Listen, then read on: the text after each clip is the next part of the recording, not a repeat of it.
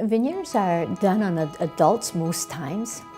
It can be done to close up gaps if they have spaces between teeth, to cover up dark, cracked teeth, and to make them look straight and put them in the position that you want them to be in. If someone's teeth were very crowded, you'd have to do a lot more cutting back of the tooth structure. So what we would do is do short-term braces. We would put patient in a couple months of braces to get them as straight as we can, and then finish it off with veneers. Porcelain veneers are very thin porcelain laminate that usually will cover the front facing of the tooth, and it might wrap around the biting edge if it's chipped on some patients, or if someone has gaps between teeth, it would cover the sides as well so that you can widen the tooth and close up those gaps.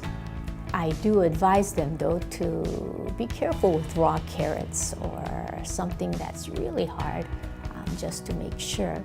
And as we get older, our gums recede, our enamel wears out, we can develop fracture lines. So at one point in our lives, I feel like we just need a little rejuvenating. So veneers are done mainly for aesthetic reasons, but your function, your bite, everything is kept as it is. It's just the facing you're putting on so that you have a prettier smile.